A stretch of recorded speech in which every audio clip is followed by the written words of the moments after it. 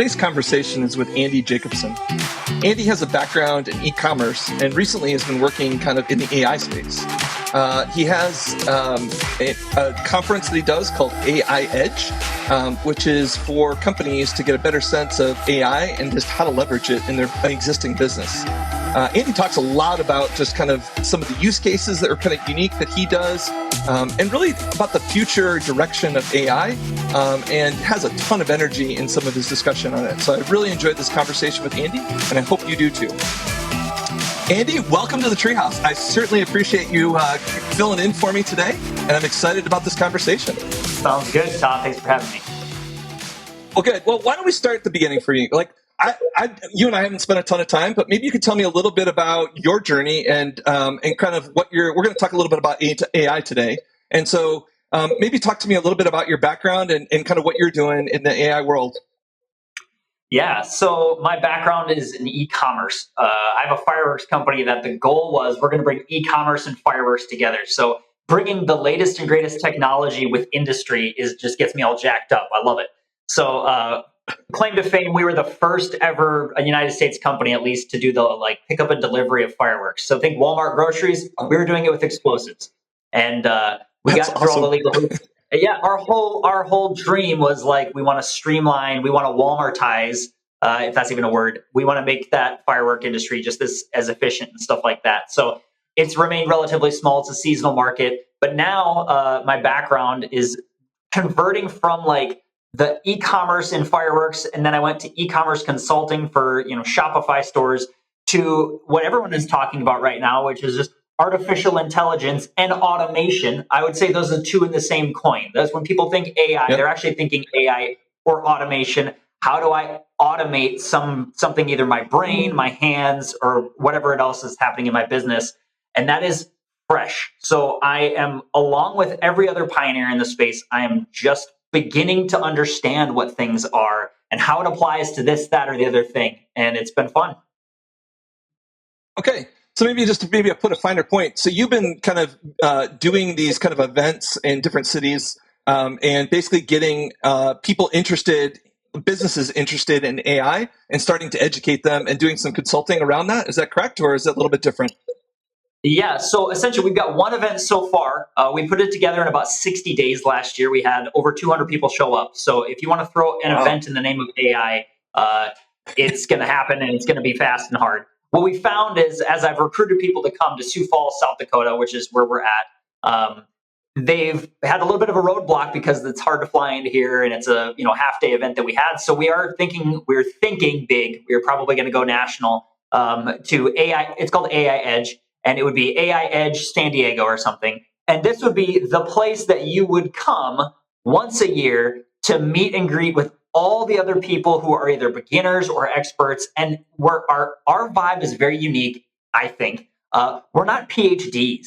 We're not data experts. We're not large language model developers. We're not even coders. I mean, you could be a coder, but we are just everyday people who want to take advantage of this. Everyday business owners, everyday employees, everyday executives that are maybe not super developer savvy. So that's the vibe and the vision of what we got.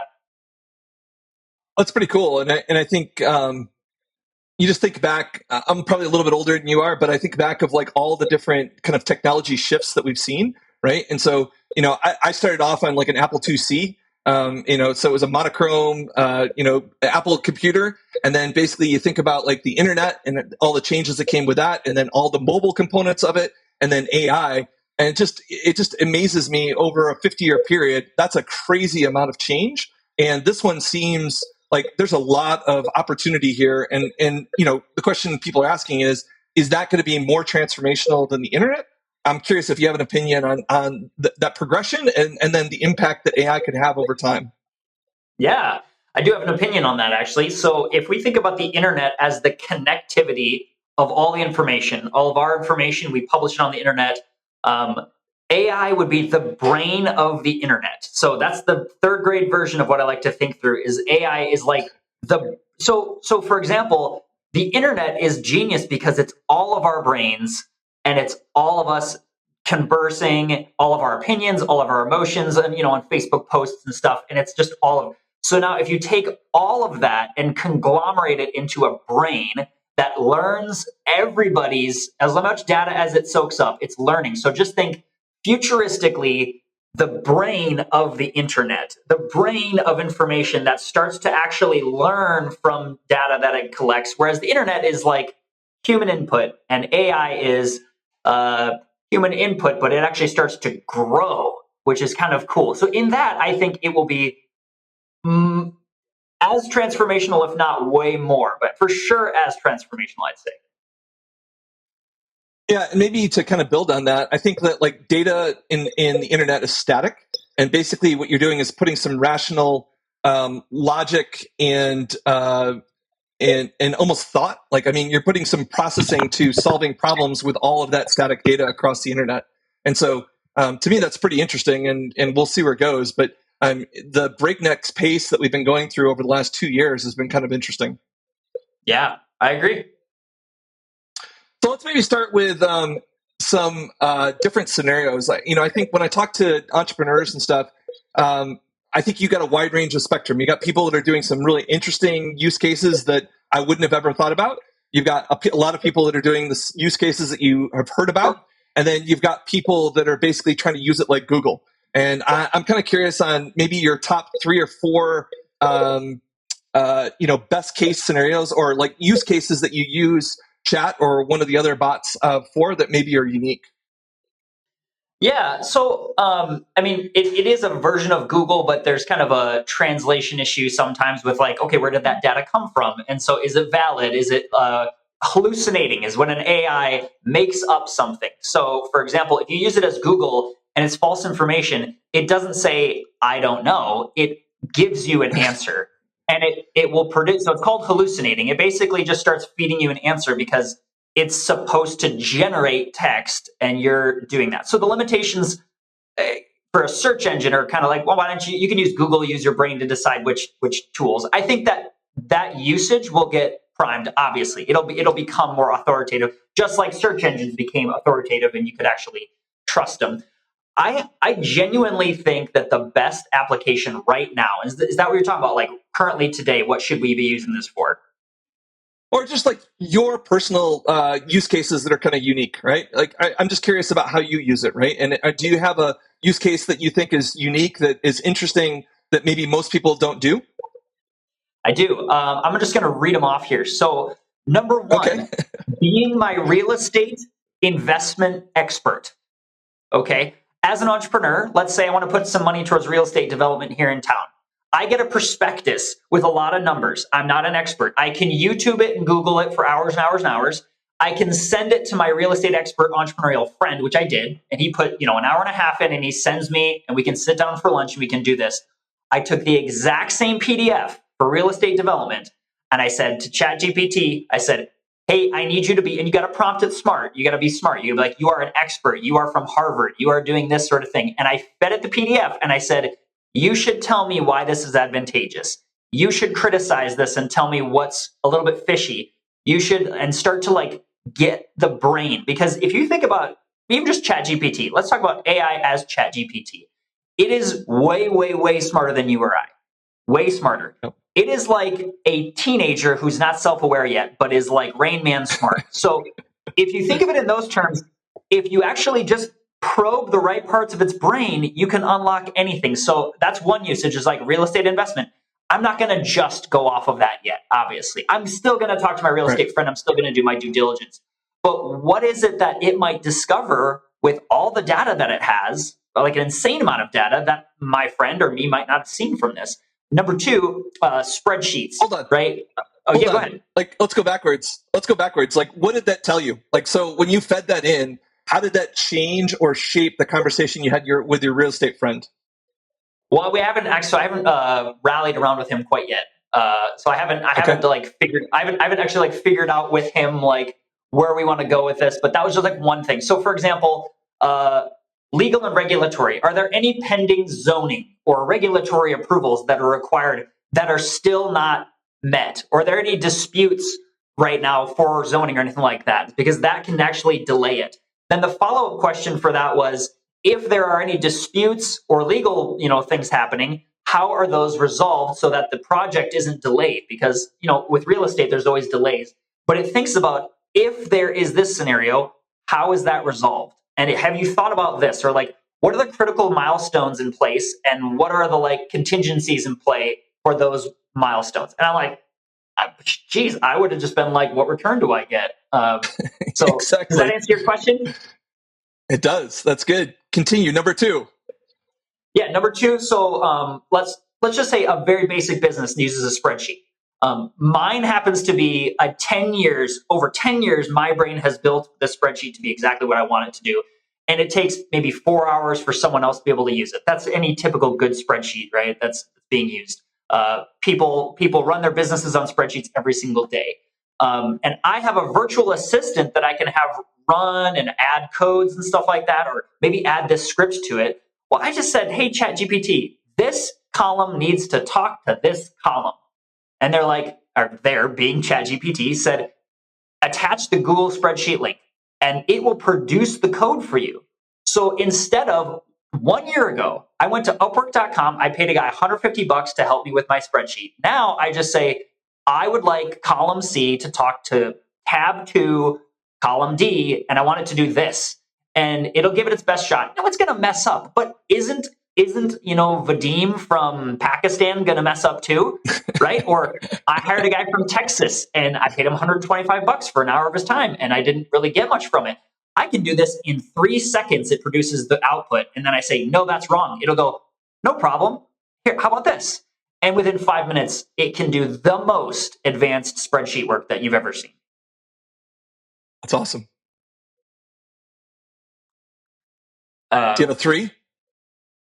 Three. So, fun fact: the conference. This is the creative thing. Everybody's probably using ChatGPT for this. I started AI Edge, and I said, "Hey, I'm a white canvas. I'm going to start an AI conference. What should I call it?"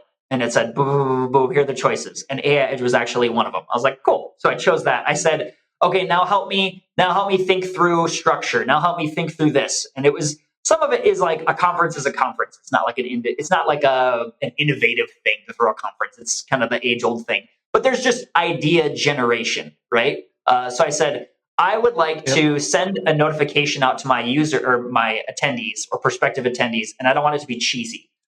Give me some ideas. Give me language, and large language models are good at that. So that was basically just running the conference was the number 3. Yep. Okay, those are good.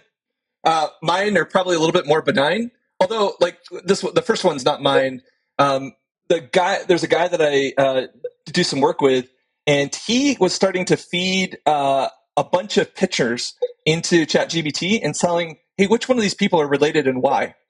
And that was pretty interesting. I was like, "Holy crap!" He's basically using it for facial recognition, and it was doing some it was doing some measurement of the nose to the eyes and the ears. And basically, it picked out all the people that were related. And I was just like kind of floored. I mean, that's kind of CIA, NSA type stuff. So I didn't play around with it much, but I thought that was kind of interesting.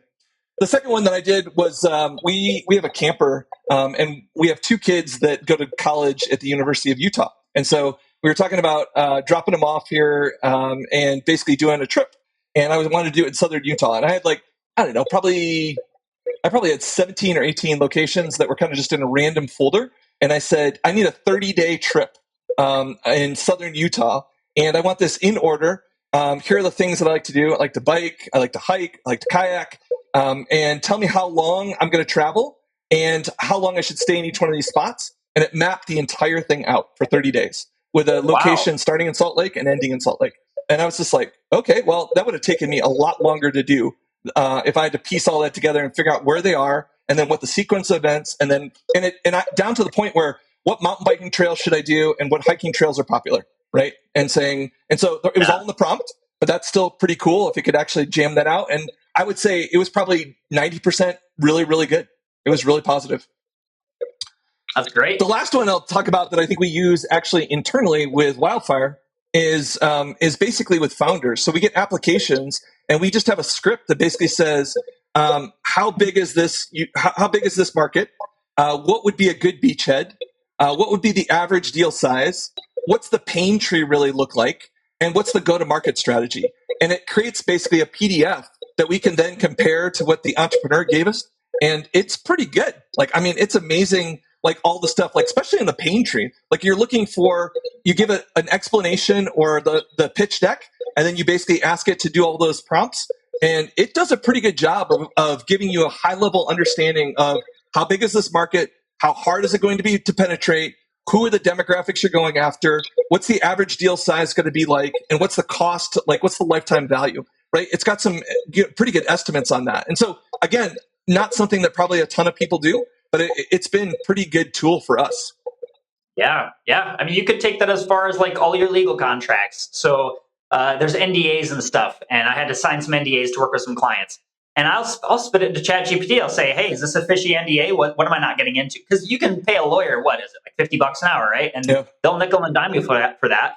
I'll just take a client NDA. Easy. I'll feed it to ChatGPT. I'll say, hey, is this legitimate? And of course, you have to train that convo to be a legal expert. You don't want to just like leave it wide open, but it's like, hey, you're a Harvard lawyer, and I want you to make sure you're in my best interest. You're my lawyer. Here you go. So it's just, it's you can just figure out any brained thing is really great. Do you think though that there's a shift from how we've used Google to being a little bit more creative about how you use these AI bots? I mean, I feel like that's part of what you have to go do, right? You can't have the rigid, I'm just going to go ask Google a question and I'm getting a bunch of blue links back with a bunch of sponsored stuff. I think you have to like start thinking a little bit more creative about how to use these tools. Yeah. So you're wondering is like, how do I make it more than Google? Is that kind of what you're thinking? Yeah, and just I think you have to have a level of creativity to actually really think through these and say, I've got all these problems. I might as well just give it a shot and see how it goes. But the prompt engineering is actually some of the stuff that is the special sauce to make it work well for you. Yep, I would agree. You have to train it. So you have to feed it information, and it's going to learn and grow from that information. And the information, like you're saying, is coming from your brain. It's like your brain is, you got to tell it what it wants, like what you want it to do.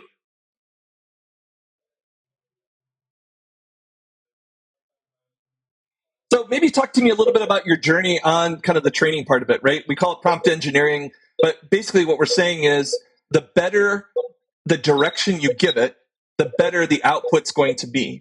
And I think you see some people struggle with this, but I'm kind of curious about your journey and like how did you get better at this? Like what things did you do? It sounds like you've done some things like act as an expert and basically in law or whatever field you're talking about, or a real estate expert.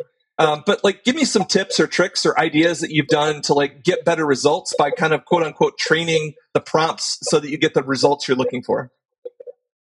I'll use an example that's maybe a little bit more, it's not business related, but I think it'll apply really, really well. And Todd, everything coming through all right with audio and video and all that stuff? Yep, it is. Okay. So here's an example for you. I was thinking about if I have to write a speech, right? Like either business speech or like a sermon for a church, right?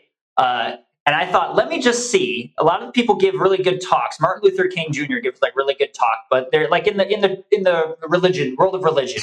There's a speaker that a lot of people like. His name's Tim Keller, and so regardless of religious affiliation, you would hear him talk and go like, "Wow, he's such a great speaker." And I thought, I wonder how long it would take for ChatGPT to really be able to write like him, and then if you could actually get it to start speaking like him too, if you had like the verbal thing. So what I did was I said, hey, why don't you write me a 30-minute sermon on this passage, and I want you to come from this perspective of Tim Keller. And it was like, yes, first. So I didn't start with that. I said, do you know who Tim Keller is? Now just insert whoever your favorite influencer is. Do you know who Gary Vee is? Do you know who, and insert the person. Like, I want you to build me an advisory board like this. So here's what I did. I said, do you know who Tim Keller is? Yes. Do you know this book? Yes. Do you know the Bible? Yes. This is, okay, I want you to write me a sermon based on this. Boom, boom, boom, boom, boom, boom, boom. And it sounds a little bit like Tim Keller, but I said, okay, I need you to take it down to a third grade level. Boom, boom, boom, boom, boom, boom, boom. Okay, it's a little long, And I think that you're using this much a little bit too much. So you basically have to read and review, read and review. You can front load all of that.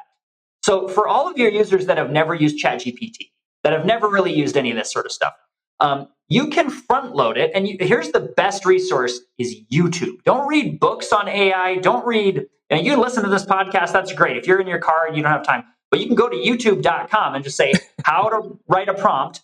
Well, and I'm serious. Like a lot of people are going to think you got to buy some course for $1,000. Literally go to YouTube. People are giving away the best for free and do prompt engineering for 5 minutes, and the best 5-minute training will give you. And so what I learned to do is to front load as much as possible, but you're still going to have to tweak it until you do that. But I would say like, you are this. Does that make sense? Yes. And turn it into a conversation. That's the biggest tip that I could say in terms of like differentiating from Google, because Google would be like, give me information, blah, blah, blah, one at a time. This is like building upon your searches. So it'd say, you are Gary Vaynerchuk. Do you know who that is? Yes, I know who that is. You are going to advise a small software startup based on what they should be doing with their marketing strategy. Does that make sense? Yes, that makes sense. They don't have any money yet, but they might be getting some money. They have some partners. Here are the partners. Does that make sense? And you can basically say, does that make sense? Just like if you were to hire somebody on Upwork.com, Fiverr.com, overseas virtual assistant, you would have to say, hey, does this make sense? Or if you and I, Todd, are talking, just think of it like a new human who, like I said, this is Rain Man. They're super, super duper smart, but you don't really know what they are bad at. So you have to tell it what it's kind of good at. So I'd say, Todd, I need you to help on real estate, but you don't know me and I don't know you. Do you know real estate? You'd be like, yeah, actually, I've invested. I'm like, okay, sweet. You've established this. Do you know about interest rates? Yes, I do. Okay, so for some of your followers, maybe if I'm going to build a software, be like, you are a software expert. Do you know what it takes to build a software? Outline those steps for me. Sweet, awesome. Now you're Gary Vaynerchuk, who's built a software. Does that make sense? Yeah. Oh, totally. And so I think the biggest difference is you're creating a conversation with chat versus just putting some information and expecting something static back. And so building on the assumptions that you may have for the ultimate goal that you have. Yes, absolutely. And here's one pro tip for every single person that uses it. It saves and retains what you said in that conversation. So, for example, if you have a new company, you can have a finance expert. The next conversation, have a marketing expert. The next conversation, have a marketing coordinator. Maybe I would do marketing in one, but it builds and builds and builds. And when you refine it, you're refining it within that chat or within that conversation. So as you're talking about, like, it's not Google, because it's like if Google remembered what you were trying to get it to do and it was catering to what you were trying to get it to do, but it lasts forever. So in a month, I can be like, hey, I just invested. Here is the things that went wrong. I'm going to feed it that because I want in 3 years' time, I may be making millions of dollars in real estate deals because I trained, and I'm not kidding you, an AI with an IQ of 1,000. Like, what is, I don't know, ChatGPT has an IQ of like 1,000, or maybe it's like 10,000 by now. But just think, Albert Einstein has an IQ of 130. And over 10 years, I took this brain and I just fed it a bunch of real estate stuff. And it now is like, oh, no, don't do that. You're a human. You're silly. Do this. And so you can kind of contribute to this brain, and you're making it bigger and bigger and bigger in one specific area, in one specific chat. So I want my Gary Vaynerchuk advice to be one conversation. I want my spreadsheet expert in one conversation, and it gets really good the more that you prompt it. Yeah, that's really good. That's really helpful. Maybe pivoting a little bit to maybe the problems. So you hosted this event, AI Edge, and you got a bunch of people to come. Maybe talk to me a little bit about, as you were talking to some of the participants, what were the problems that they're trying to solve? How do they think about AI in their businesses, and like what's next? Yeah, so it varies, right? We had Senator Mike Rounds, the colleges, and then a jewelry shop that attended our AI summit. So we get a broad spectrum. We get everybody, and we figured out like what is the number one problem that you're experiencing with this. And I'll just rattle off a few here of actual meetings that I had afterwards. So there's a capital company They're on the Inc. 500, and they said, "This is brilliant." I said, I'm going to buy you lunch. I'm going to hear why it's brilliant. Because if a company like you cares about this summit, what was helpful? Yeah. And they said, well, for them, I think their particular issue is they're very, very automated, but they're like, how can we automate the little stuff? Like for them, it was like customer service, which, man, if AI can do anything, customer service is like the first thing. And that's been AI doing for a long time. That's the basic thing that they were like, how do we just do customer service? Let's take it a step up. I have a guy that does jewelry. He is a master jeweler. He made my wife's wedding ring, and it looks like $1 million, right? I paid good money for it, but it looks like $1 million. But he deals with the cost of gold, the cost of the diamond, the cost of the metals, the market changes. And in the jewelry industry, I hope nobody takes this business idea because I think we might run with it. Actually, it's probably a software idea for one of your listeners. So here you go, guys. Make $1 million, just buy me a sandwich or something.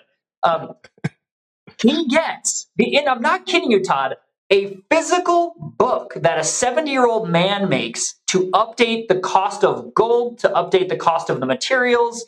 So this is jewelry shops around the country give this guy $250 a year to update all of their costs so that they can quote things appropriately. So when they're like, hey, I want to buy a wedding ring for my wife, and they want to custom build it, they figure out how much to charge by flipping through a book. And this 65-year-old jewelry shop guy he's a brilliant guy. He's like, Andy, couldn't we automate this? I said 100% we could automate. 100%. You could feed an AI and say, we want to use this type of gold. Actually, we want to use rose gold, not silver gold. We want rose gold with this sort of diamond, and then little 1 milligram rubies on the sides. And the AI can just go boom, boom, boom, boom, boom. So we're like in talks about fixing that. I just got done with a lunch today with Mike, your partner, actually, and me. Sat down with manufacturing companies, and their problems are a little bit more just business vague problems right now because we don't want to get into robotics talk yet. But when you talk manufacturing and AI, you talk about robotics. So that's like one thing that's like we're not quite there yet, but we'll talk about that maybe towards later in this conversation. And then HR is huge. So I'm speaking at an HR summit in 3 months' time, and they're like, we just want the 101 basics. But let me just like blow your mind about HR, what's happening right now. You can feed 10,000 resumes to HR like AI bots right now. You can feed it 10,000 resumes, and it will give you the best ones. And you can verifiably, there's HR like executives that are like, nope, this is the top 10. This is seriously the top 10. It'll do it in 2 minutes. 10,000 resumes, 2 minutes. Next layer. This is not later. This is not futuristic. This is right now, 2024. We're sitting in June. You will interview with an AI that is not supposed to be a human being. It says, hey, hi, I am the AI for Jets company, and you are applying for this. And you're going to start talking to it and say, tell me a little bit about yourself. And then it's going to start analyzing your micro expressions, your nonverbals. It's going to analyze your answers. It's going to transcribe everything. And it's going to actually know based on your nervousness, your confidence level. It starts filtering through the people that had bad English, the people that had bad interview skills. Just like you said, you fed it a bunch of pictures. You actually live talk to the AI, and it says, these are the top 10 candidates or the top 3 candidates from the top 10. And then the company's like, hey, our executives are going to talk to these 3 out of 10,000. And it's automated, the whole entire thing. So that's pretty incredible. Do you think that like society is ready for that, or do you think people just want a job? And so, a lot of jobs will go that way, and people will totally be fine with it. I think from an efficiency standpoint, it makes a ton of sense, and I think it takes a lot of variability out of interviews, right? Like you and I have probably done a ton of interviews, and it's like you have 5 different people, they all ask different questions, trying to combine all that together. I think this could do a lot to solve that problem and give you a better sense. But like there is kind of a social stigma, I think, right now to just talking to an AI bot for my next job. Yeah. So here's what I think of that. Do you remember like early internet memes? They were ugly. Like it just wasn't pretty. Like it was kind of the I don't want to peg it. I'll just say it was kind of the like dingy internet days. It was fun. It was super fun. But like executives weren't like, oh, greasy memes, great, that's great. Like, oh, that's so good. I can't wait to integrate that into my business because it looks silly. So I had an AI company that I was talking to about sponsoring our event, and they're like, look at our avatars, and man, they looked like ugly cartoons.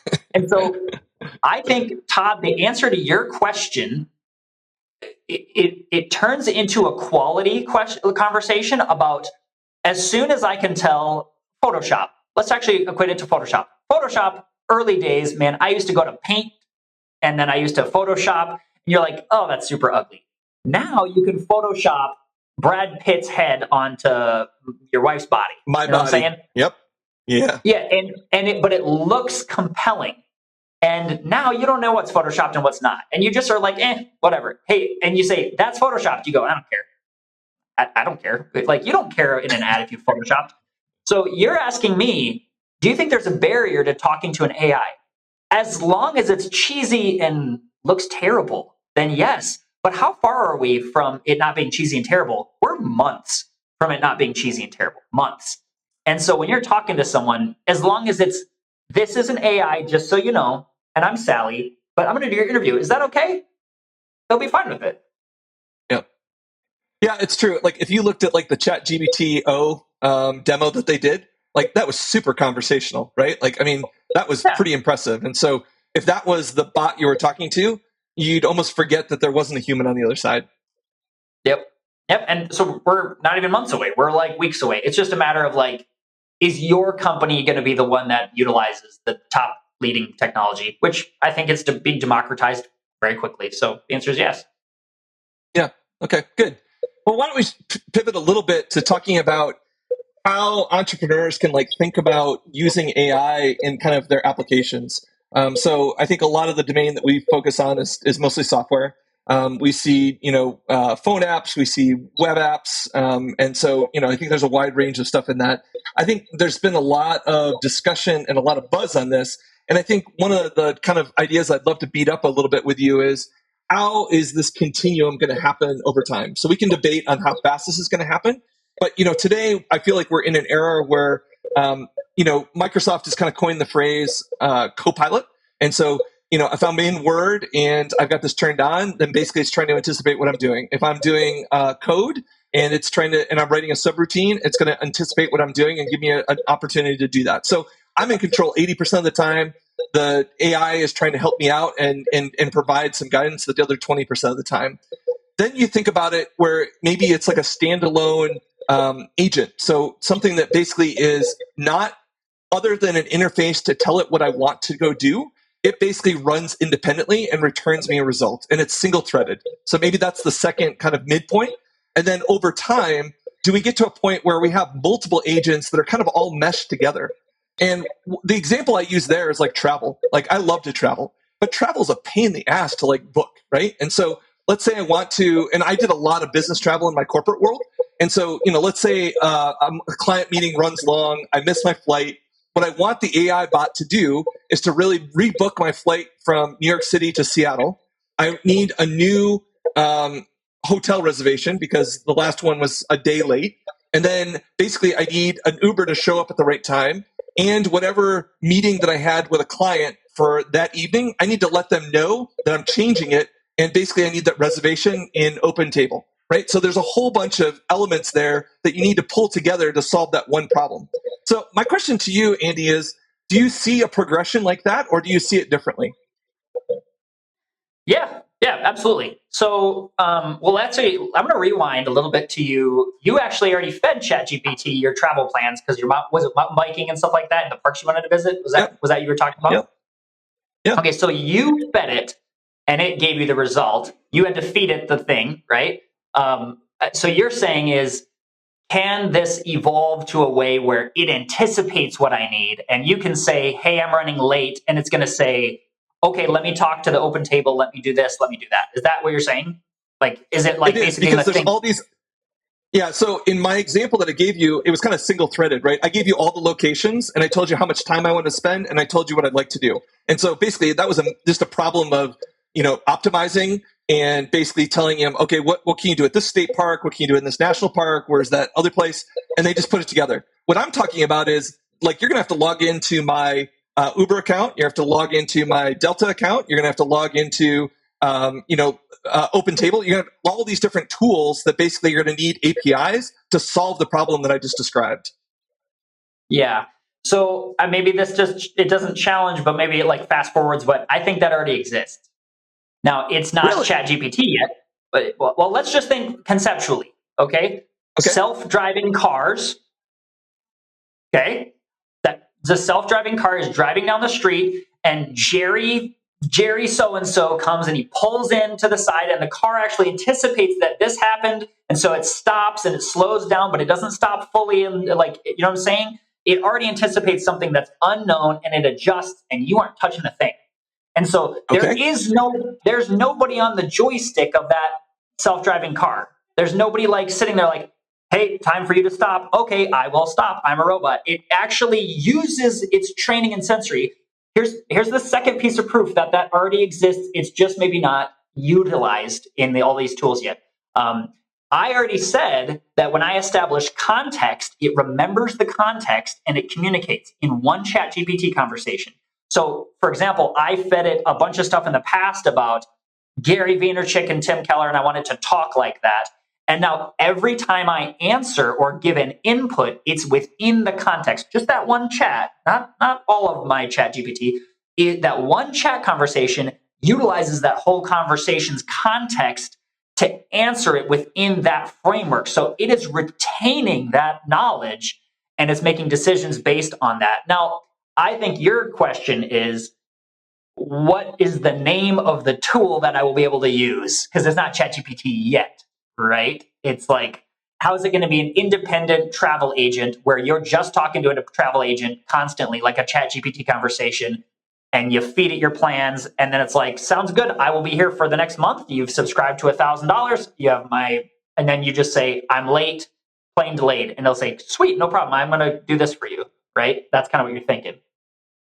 It is. And so I don't disagree with you that the technology there for like the anticipation part is there. I think what I'm more interested in is there's a high degree of trust, what I just said, right? I have to give you my credit card if there's change orders, right? And then I have to give you access to my, Delta account, my Uber account, my maybe my Marriott account and my Open Table, just to do that example, right? And so you're going to need to pass information all the way through all of those, log in, authenticate, and then do an action that basically is tied. So like what I'm trying to understand is, doesn't there need to be kind of a layer that allows you to do that? And I think Apple in their latest, in their development conference is talking about some of that, right? Where it's a platform where there's almost webhooks that you can basically take either these little models that are localized on there or ChatGPT, and you can hook into them to do certain tasks within an app and do that.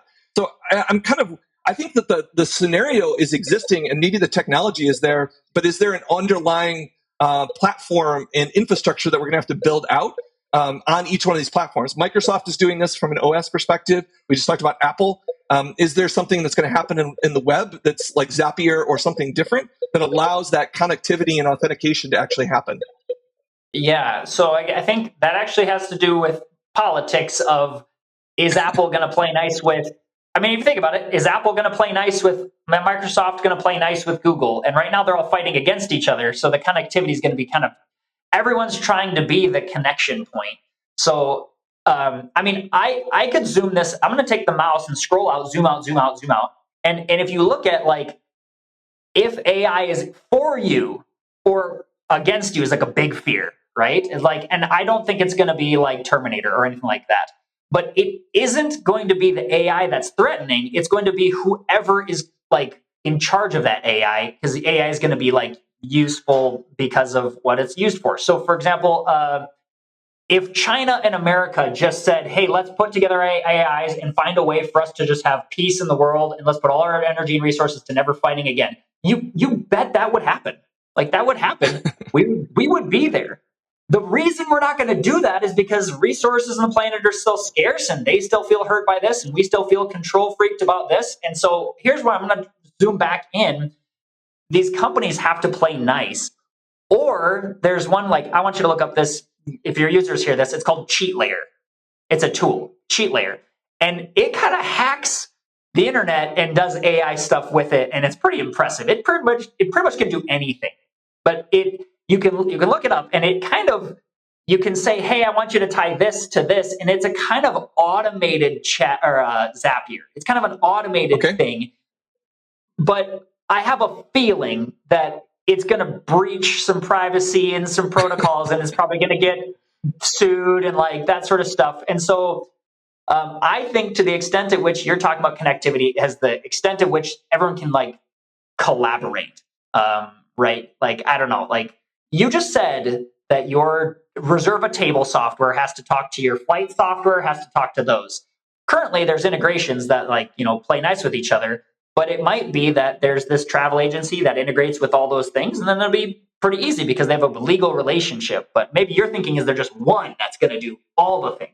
Is that what you're thinking? No, I'm not. I think that I do think that they are standalone apps that you're basically connecting and passing information that's got conditional logic to go do something with, right? So Marriott still stands alone in their app, but what they're doing is there's a context layer that basically says Todd's on this business trip and something got delayed, and so everything on his calendar needs to change, and so I need to look at the dominoes that are going to happen. And there's an agent that sits there and says what needs to change, and then who do I need to communicate with? Okay, I don't need that Uber anymore because he's not going to be at the airport. I need to communicate with the client that says he was going to have dinner at 6 o'clock. We're not doing that anymore. It's going to be 6 o'clock the next day, and the hotel or the restaurant's the exact same, right? So it just goes down that list.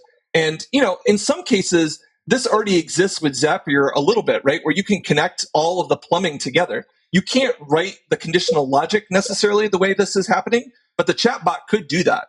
And so I do agree with you that saying everybody wants a cut of the action and they want the money, and so they're going to control.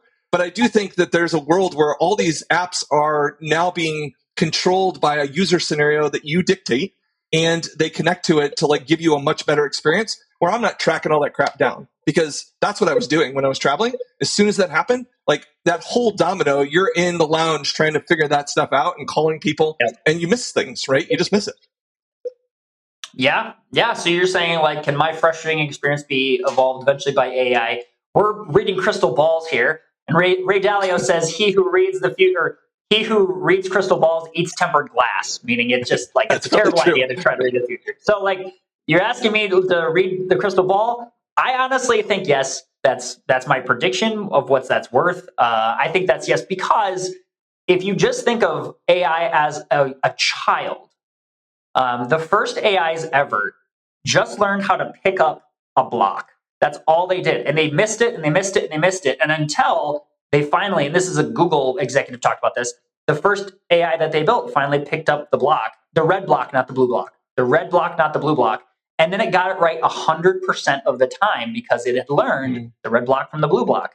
My 5-month-old son, Charlie, is doing the exact same thing.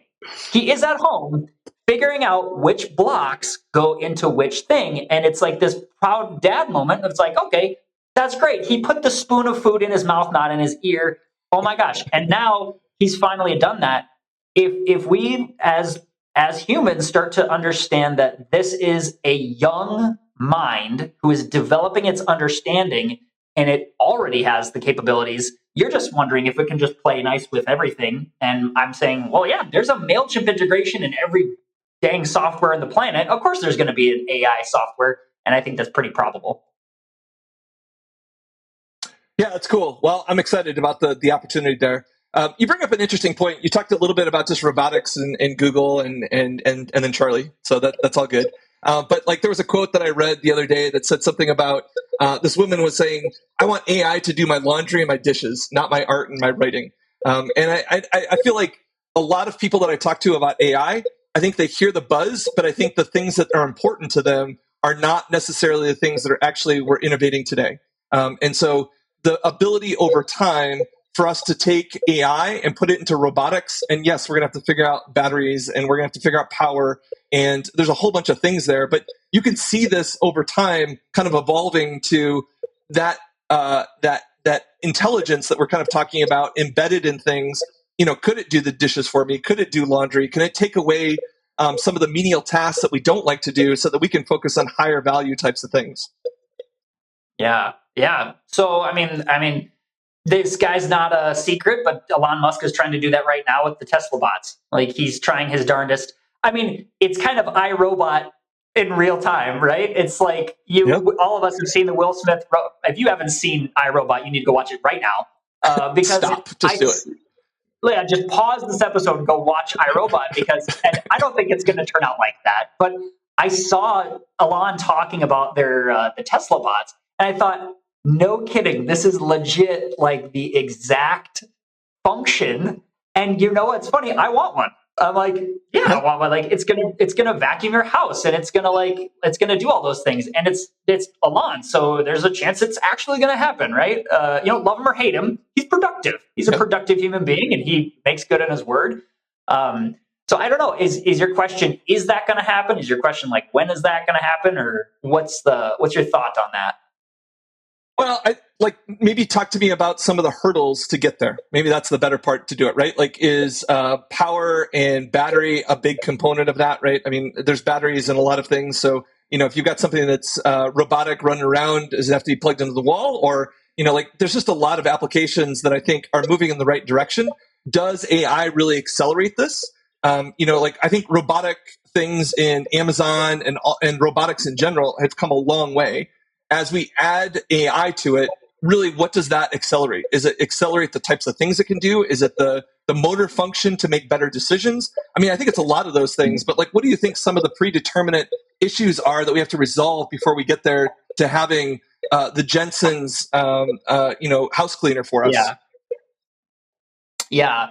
I mean, off the top of my head, if you think about like a Roomba, the Roomba is an AI vacuum because when it bumps, it turns and it goes, and it's code, so it's like not necessarily very complex AI, but that is a sort of like learning thing where okay, it's not going to go in this direction in the house anymore. So it's existed for quite a long time. So we know that a Tesla bot is simply a very, very advanced Roomba. It's very easy for it to go low on battery, go back to home base, because I've seen my Roomba do that 1,000 times, right? Everybody has one of those things that's like, how does it find its charge station? It just does, right? And it's pretty dang smart for a little vacuum that doesn't talk or have any sort of interface. I think if you want to talk about a bigger picture, you're going to talk about computing and processing. What does it look like to have ChatGPT in your Roomba, right? Well, it costs a lot of electricity, and I'm not smart enough to talk about okay, here's how we're going to solve all the energy problems. You're right, energy is an issue, but from the actual software perspective to the intelligence perspective, absolutely, you're just going to beam in ChatGPT 4.0, and it's going to beam into this robot here. Let's talk about the mom who wants their dishes washed. I'll tell you what's going to happen. The person that can find a sensitive machine that actually doesn't crush my fine plates, right? Bend my spoons. I have a glass and I have very soft hands because I'm a human being, and I'm sensitive because I have pain receptors. And this glass, I sometimes squeeze it and I'm like, oh snap, like it's going to slip out of my hands. So I think you have to have an AI that is, and maybe we should all research what Elon's really doing, but it has to have haptic, sensory, touch feedback so that my glass, which is a Walmart, take a look at this glass right here. For those that are looking at this on video, I'm holding a glass. I can crush it with my hand and I bleed. Robot will just pick it up, and if it breaks, it'll say, loud noise, oopsies, sorry. And then there's glass all over, I don't know. That's probably what I would think of is the sensitivity of a robot doing my dishes in that use case. Yeah. Well, that's good. I mean, it's fun to think about, and it'll be interesting to see. I think our next 10 years will be pretty interesting to do it. So maybe in closing, I'm curious about, as you think about entrepreneurs that are listening to this, what's your advice, or what guidance would you give them about AI in their designs? I mean, you've talked a lot about tinkering, you've talked about a lot about experimenting, but are there any sort of kind of maybe guidance you give them that's saying, if you really want to leverage this technology, do X. Yeah. Well, start and just get your phone out, download ChatGPT, and start talking to it. There's literally a verbal mode where you just talk and have a conversation with it. You just say, "Hey, this is my business," and start giving it. I know this is scary to start feeding your data. What happens to my data? Who cares? Everybody has your data anyway. We all have each other's data, right? It's nobody's died yet on that. And maybe I'm going to get sued for saying something like that because I'm insensitive. But as an entrepreneur, you're risk takers. And if there's anything you can learn from anyone who's done entrepreneurship is you're the guys that are bold enough to just say, "Oh, heck, let's do this." And you take on the risk and you say, "Oh, heck, let's do this." So discover for yourself what ChatGPT can give you insights that you weren't thinking, ideas you weren't thinking. There's a guy named Peter Diamandis. He's an innovator. He's like a billion-dollar thinker, that sort of guy. He's connected to all the world's best technologies. He said, "We are using ChatGPT to increase our email open rates 30%. We're making millions of dollars because we feed an email. When we write a customer email, we feed it and we say, optimize this for open rates, and it works. And it works better than any email marketer, that you'd pay $100,000 for." So one is in their marketing, they should do that. In your product design, I don't know the answer on the AI application for this quite yet, besides just start asking ChatGPT questions and gleaning insights. But before you build a software, and this is you guys at Wildfire, you're going to make sure that there's a demand for it, that there's a lifetime value of a customer, that this is actually going to be bankrolled. You guys are going to be good at that, and you're already using that. So take whatever gaps are filled before you launch and say, how can I posture and position this? And then once you start to launch, literally just start going and trying stuff and failing with ChatGPT. Just start feeding it. And I'm saying ChatGPT, use Claude, use and whatever your flavor of the day is, man. We might, in 6 months, ChatGPT might be laughable. I don't know. I doubt it, but they're pretty well backed. So I don't know, just entrepreneur, start getting going. Don't go read a book. Don't spend money on a course. Just go on YouTube. How do I do this? And then just start figuring it out. And that's the guys who take action are the ones that are going to be the most fortunate, I think. I think the last part is dead on, man. Take action, right? Get off the sidelines, start playing around with it, make some mistakes, but take some action. So I think that's a great place to leave it. Andy, this has been a fun conversation. I appreciate your energy, your ideas, and your passion around this. And so thanks for taking the time. Yeah, absolutely. I appreciate it. Okay. Take care. If you enjoyed the podcast today, please just take a moment to rate it or comment on it for us. This feedback really helps us, and it helps us get the word out to helping other entrepreneurs and founders. Thank you.